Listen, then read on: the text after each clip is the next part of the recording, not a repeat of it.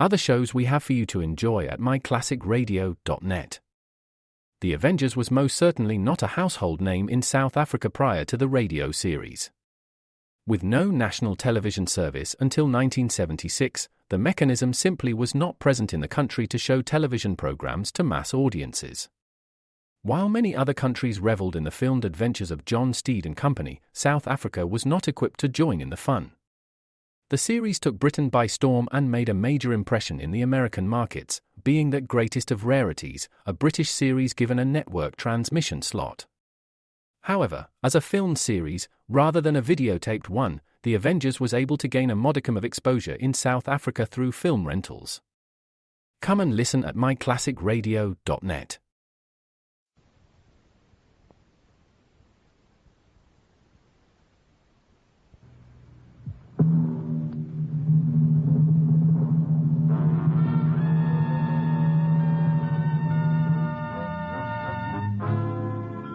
Dangerous Assignment. Transcribed starring Brian Donlevy as Steve Mitchell.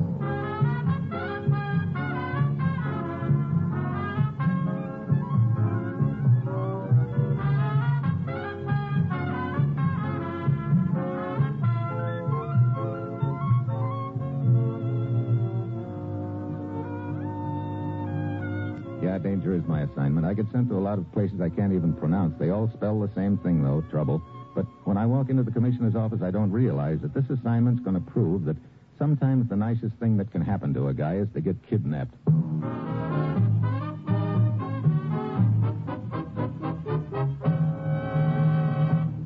Morning, Commissioner. You sent for me? Steve, does the name Ellis Chandler mean anything to you? Ellis Chandler, sure. Otherwise known as the notorious Colonel Chan, soldier of fortune. He'd been in the Orient for years. Do anything for a fast buck. Right now, he's in the business of smuggling guns and ammunition into the islands of the South Pacific. That sounds like Chan, all right. He's operating an air freight line out of Port Moresby in New Guinea. We've kept our eye on him for some time. So far, we've been unable to find out who he's working for and where the guns are coming from. Oh, China, probably. Last night, as Colonel Chan was preparing to take off from the airstrip at Moresby, our men decided to close in. But he managed to get away in a hail of bullets. That guy is as slippery as a Neil in a barrel of He oil. didn't get very far, though. Early this morning, his plane crashed in the Coral Sea, just off the Solomons. A Navy destroyer picked him up. He was badly injured. Where is he now, Commissioner? The destroyer is taking him back to the hospital at Port Moresby. Get over there, Steve. Check with Jim Turner. He's in charge of the case. Find out what you can from Colonel Chan. It's vitally important we learn who has been buying those guns and smash the operation. Well, that's it. You've got your assignment. Good luck.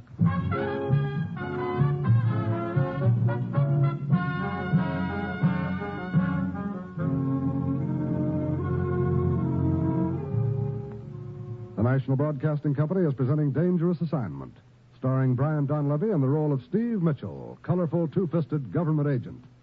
At all those places of the world where danger and intrigue walk hand in hand, there you will find Steve Mitchell on another dangerous assignment.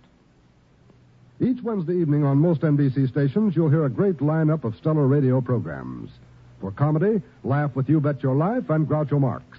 Groucho is quick with the quips, and his cutting humor is sure to bring laughs for you and your whole family. Then, from mythical Summerfield, NBC brings you The Great Gildersleeve. It's a laugh-packed 30 minutes of fun with the Water Commissioner, Leroy, Bertie, Marjorie, and all the folks who drop into Peavy's drugstore. Yes, keep your entertainment date with The Great Gildersleeve. And from the front pages of America's newspapers, hear another authentic big story. Wednesday's a fine evening for radio entertainment when you set your dial to the NBC Radio Network.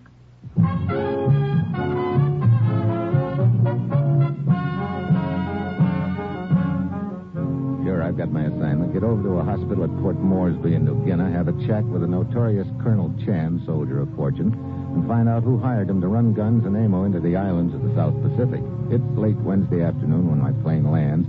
I hustle over to the hospital. Jim Turner, our agent in charge of the case, is waiting for me. And from the expression on his face, I figure I can expect some bad news.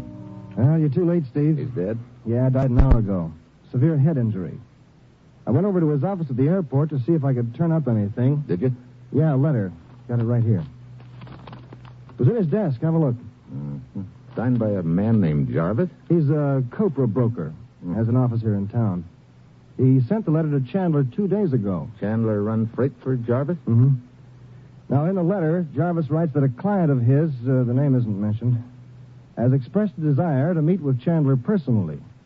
Jarvis has arranged for them to get together on the next trip. Meaning that maybe Chan was on his way to meet him when he crashed, that maybe this client of Jarvis is the Mr. Big we're after. Right.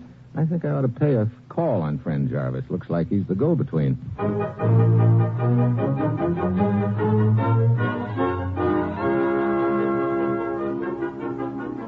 Come in, sir. Come in, please. Thanks.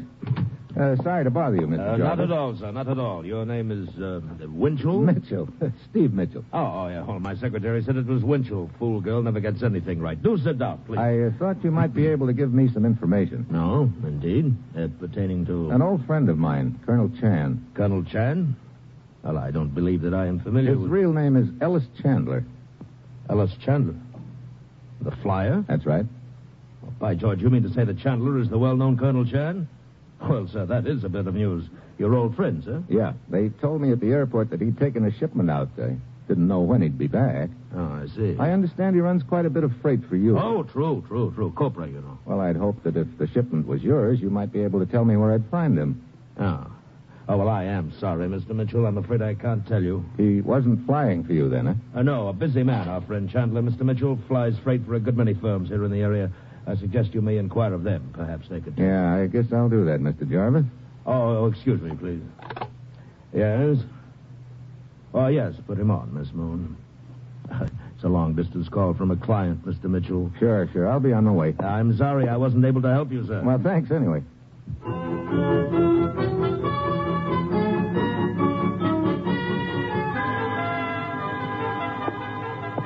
Steve, didn't you get anything out of Jarvis at all? Well, just before I left, his secretary put a call into him, a long-distance call from a client. Oh? Could have been our Mr. Big, wondering what's happened to Chan. Yeah, be nice if we could find out where that call came from, huh? Yeah, let's get out of here, Jim. Okay. Look, Steve, I have an idea. Yeah? This secretary of Jarvis, Her name is Miss Moon. she'd know where that long-distance call came from. Sure. Is she the, friendly type? Very. Well, if we played our cards right... She might give out with some information, huh? You go back to the hotel. I'll check with you in a while. But what about Miss Moon? That's my cab over there, see it? Yeah, hey, there's a dame in it. Miss Moon? It isn't the mountain goat, Buster. I'll see you later.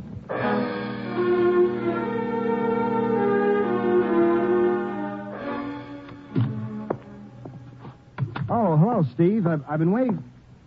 Hey, what happened to you? You're soaking wet. Here, I've got something for you. A lily. You can press it in a book sometime. Thanks. Now, look, Steve. Okay. I took Miss Moon to a quiet little cafe for cocktails. While she's sipping a martini, I steer the conversation around it. Jarvis? So? So it turns out she hates the guy, doesn't want to talk about him. Oh, great. So we have another martini. This loosens her tongue? Only her throwing arm. She starts pelting everybody along the bar with oyster crackers. Now she hates everybody. Oh, fine. Sounds like quite a doll. Two Martini Moon, a fat gent close by calls her as he combs the crackers out of his hair. I ease her out of the place and decide she'd better go home. On the way, we pass a lily pond. That's all, brother. I know. She wanted to go in swimming? She shoved before I could refuse the invitation. Well, the cops show up, and I duck out fast. And what happened to Two Martini Moon? Last time I saw her, she was plowing across the pond in a southeasterly direction with the gendarmes in hot pursuit. Well, that sure was a waste of time. Not exactly. What do you mean? That dunking I got in the lily pond gave me an idea, Jim. According to Jarvis's letter, Chan and Mr. Big had never met before, so I become Colonel Chan and go on to meet the big shot. What? Why not? Well, Chan was on his way to meet the big shot. Only we don't know where. Exactly what was Chan's position when he crashed? Well, according to the Navy report, at a point some 30 miles off San Cristobal Island. He was headed south. Probably for the New Hebrides group. Okay, so I take a dunking in the Coral Sea just off the island. A ship headed in that direction takes me in. Go on. If the news gets around the grapevine that the notorious Colonel Chan had crashed and was picked up and was now stranded on one of the islands... Sure, I get it. If you can't go to Mr. Big, he'll come to you. I want this to look as legit as possible. I'd rather be rescued by someone, not in on the act, if you know what I mean. Okay. While you get into some dry clothes, let me check with one of our men over in Bougainville. He'll know about the ships traveling the trader lanes.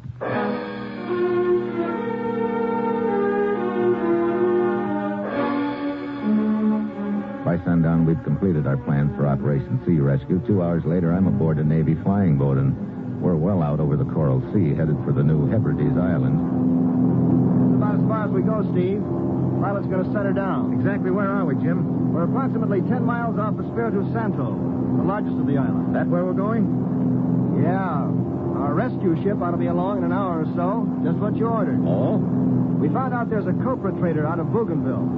The skipper's a shady character named Wing Su, affectionately known as Pigfoot. 2 toes? Oh, has a fondness for pickled pig's feet. He sounds real peachy. He's well known in the area, Steve.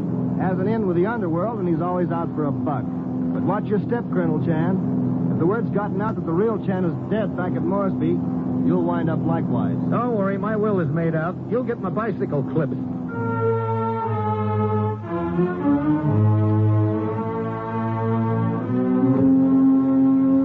A few minutes later, the seaplane sets down. I pile out in my one-man life raft and wait for a ship and a skipper called Wing Su, otherwise quaintly known as Pigfoot. It's 10 minutes of 11 when I look at my watch again, and then I see a ship approaching. I take the flare out of my pocket. It lights up the sky with a pretty red glow. The ship shifts course and heads for me. It looks like I'm in, but a couple of minutes later, it looks like I'm going to be done in. The trader is headed straight for me. I stand up, wave frantically, but she keeps coming right at me.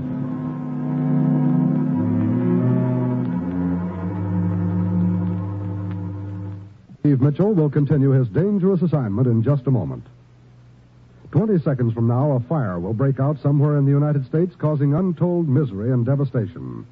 More than 11,000 persons are killed annually by these fires, many more are injured, and more than $700 million worth of property is lost. Now, the most tragic part of this statement lies in the fact that more than 90% of all fires in the home start through sheer carelessness and could be avoided. Here are a few simple rules of safety which will help you to protect your home and your loved ones from the ravages of fire. First, do not smoke in bed or discard lighted cigarettes carelessly.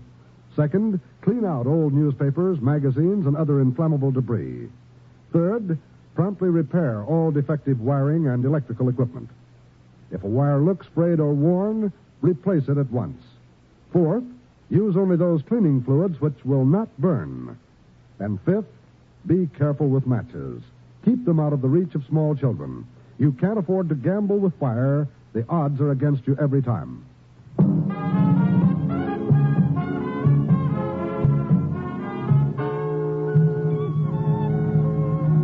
Now back to Dangerous Assignment and Brian Donlevy as Steve Mitchell.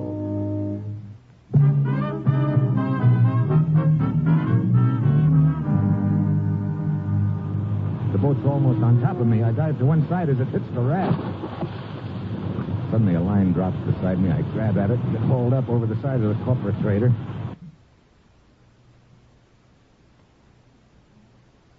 Waddling toward me along the deck is a pudgy gent with a big grin, and when I see what he's gnawing on, I know I've found my boy Pigfoot, all right. What's up? Most fortunate you're still alive. You're telling me? Most clumsy helmsman of mine almost hit you. What do you mean, almost? Very unfortunate accident. Accident? But happy ending, huh? Here. You like some Pigfoot? Not right now. It's very good. It's also my name, Pigfoot. Real name is Wing Su, but friends call me Pigfoot. You call me Pigfoot too, huh? Thanks. Your name? Make it Joe. Oh, so? What happened, Joe? My plane got tired. Oh, so? Very happy for you, Pigfoot. Come along in his boat, huh? Yeah, thanks. Here. Money's a little soggy, but you can dry it off. Oh, so big bankroll. Have excellent place to dry off money. Maybe you... Thanks a lot, but no thanks. I'll let the rest of it dry off in my own pocket. Where are we heading? Espiritu Santo. Suits me. There is Navy patrol boat in area. Maybe you would like to be transferred to it, huh? Look, if we should run into the patrol boat on the way in, I'd just as soon you kept me out of sight. Oh, so? And here's for doing it. Oh, so... what you say your name is? I told you. Call me Joe.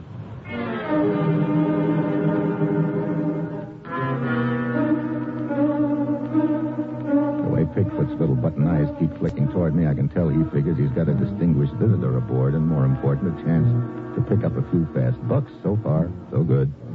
We dock 2 hours later, and he's sticking to me like a brother. He hustles me to a back booth in a waterfront bar. Friend of mine run this bar. Can help you. Oh? For instance?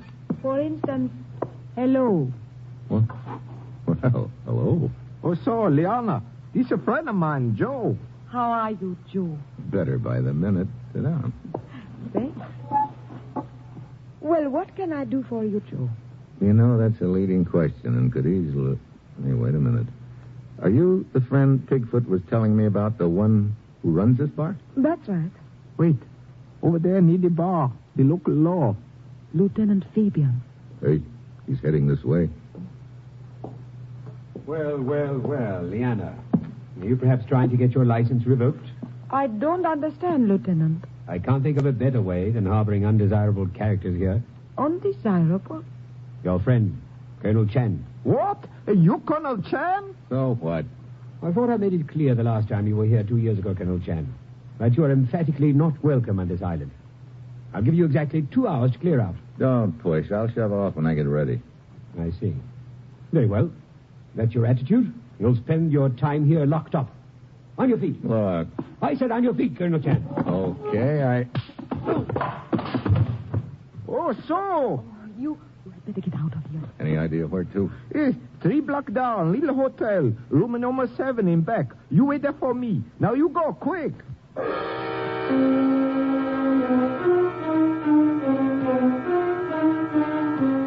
10 minutes later, I'm in a broken-down hotel room. Apparently, the plan is still working okay, and I just hope I didn't slug Lieutenant Fabian too hard. Quite an act he put on. 2 hours later, Bigfoot shows up. Oh, entire town buzzing with story how you clip Officer Colonel Chen. Oh? Be very difficult for you to get off island now. Oh, great. But can be arranged for $1,000.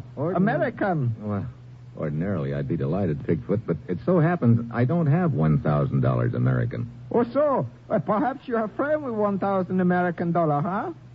Yeah, that's a thought. There's a guy I've been doing a little work for lately. Who is he? Where can I find him? You say the news about me is all over the island, eh? Oh, yes. Then just sit tight. I have a hunch he'll find you.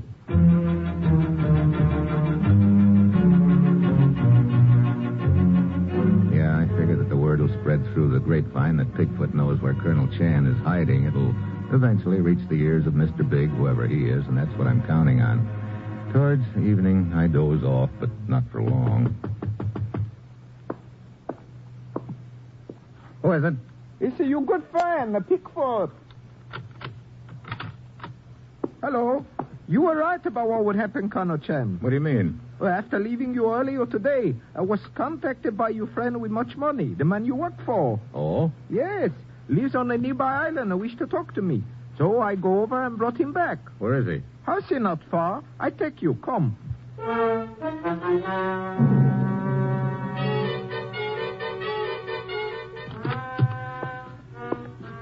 Hey, quite a joint. Yes. I'm glad you like it. What? Liana, why the gun? We want you to be our guest. You're Mr. Big? No, Colonel Chan. But we know who this Mr. Big, as you call him, is. And we believe you are quite valuable to him. Need I say more? No, I get it. You hold me for ransom, huh? Exactly. Pigfoot, you will make the arrangements. Guard, take Colonel Chan to the cellar.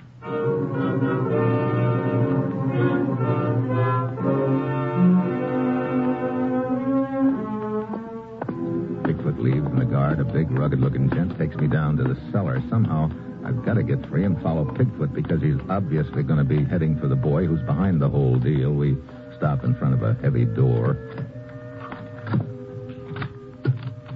Aside. I walk into the room, then, just as he starts to close the door behind me, I suddenly throw my weight against it. It swings back into him. Before he can recover his balance, I nail him. I roll him into a quiet corner, climb out the window, and start after Pigfoot. I spot him down near the waterfront. He's covering every bar and dive on the street. He goes in, comes out a minute later, and moves on to the next one. He must be thirsty, Mitchell. What?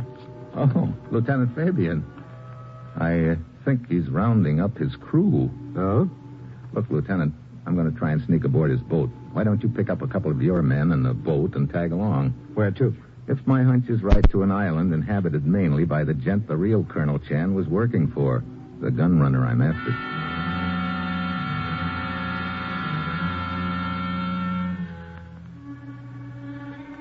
It's dark by now. I slip aboard Pigfoot's boat without being seen and find a hiding place. Pretty soon, Pigfoot and the rest of his crew come aboard, and we shove off.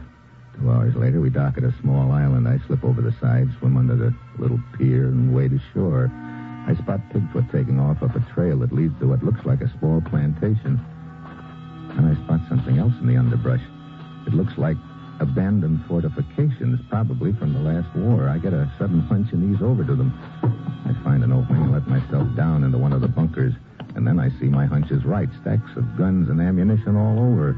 Yeah, this is the gun runner's headquarters. I climb up out of the bunker, and suddenly a guard with a Tommy gun looms up in front of me. The surprise is mutual. Before he can pull the trigger, I knock the gun out of his hand. The guard goes down and stays there. I dive for the Tommy gun, but a foot jams down on my wrist, and I look up into a gun barrel. Sorry, Huh? Mitchell. Jarvis, the copra broker. That is right. Hey, what is all... Hey, Giacomo. Colonel Chen, how you get here? That is not important right now, and he's not Colonel Chan. More like a government agent. Eh, Mitchell? You're doing the talking, Jarvis. Where's the real Colonel Chan? Dead? If so, that saves me the trouble. You're the boy who's been running the whole deal, huh? That's right. Colonel Chan never knew that. I always posed as the go-between because I didn't want him to get any ideas about trying to take over from me. But he got ideas anyway, apparently. That's why you set up the meeting, to knock him off. Well, a plane crash saved you the trouble. Good. Now, after I take care of you... Please, what about the fee for Pigfoot, Mr. Jarvis? Are you kidding, Pigfoot? You tried to pull a fast one on Jarvis by holding me for ransom, but it didn't work. Oh, no, please. I was only trying to keep you in a safe place so I could deliver you to him. Take a look at his face, Pigfoot. You think he's going to buy that story? You know too much now. The only payment you'll get from him is a slug. Oh, no. Don't listen to him, Pigfoot. He's talking crazy. As soon as I take care of him, we'll have You're next in line, Pigfoot, and you know it. Oh, so sorry, but I better leave now. Stay where you are. No, Don't move. Jarvis takes his eyes off me just a moment to swing his gun toward Pigfoot. That's what I'm waiting for. I grab his arm. I'll take that. Come on now, Chico. Hey, Pigfoot, you left your sandals. Mitchell, Huh? Oh, Lieutenant Fabian. we rounded up Jarvis's men. Our friend Pigfoot seems to be in a hurry. I'll guarantee he's never moved that fast before. Want him picked up? After all, he tried to kidnap you. But he also helped me a moment ago when he made a break like I was counting on him to. Now, let's figure he squared things up there. All right. Perhaps we can use him again sometime anyway. I say, look at him go. Go. Man, he's gone. Real gone.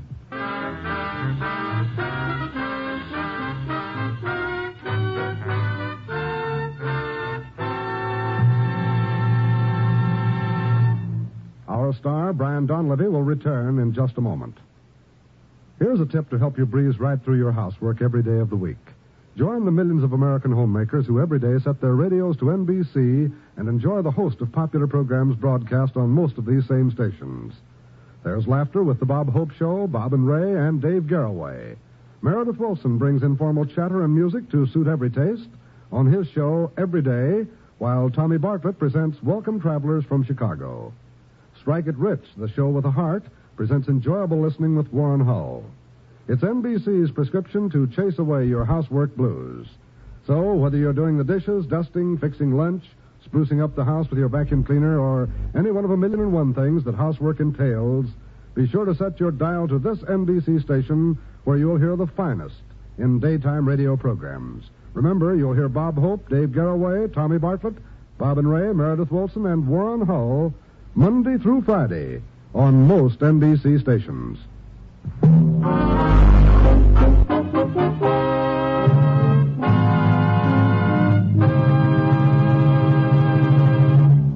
Next week, London. I've got to catch a killer who's got a 7-year head start. And that will be Steve Mitchell's dangerous assignment next week.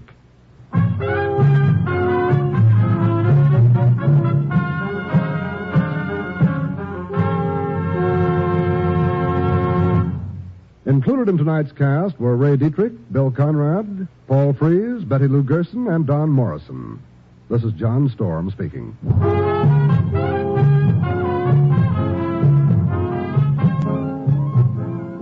Dangerous Assignment, starring Brian Donlevy in the role of Steve Mitchell with Herb Butterfield as the commissioner, is written by Bob Wright and Adrian Jandot and is directed by Bill Karn. Be with us again next week at this same time when Brian Donlevy, starring in the role of Steve Mitchell, will embark on another transcribed dangerous assignment. Tomorrow, hear both Father Knows Best and Truth or Consequences on NBC.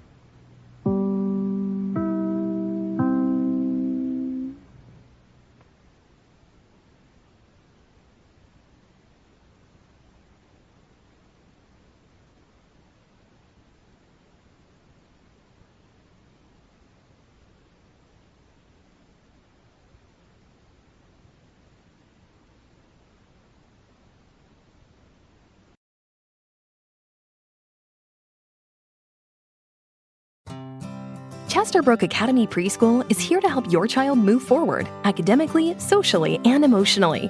You'll be amazed at the progress they'll make in our classrooms. They'll be ready for kindergarten and make lots of new friends in the process. So they'll be happy, and in turn, so will you.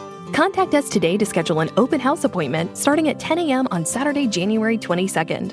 Visit ChesterbrookAcademy.com to find a preschool near you. That's ChesterbrookAcademy.com.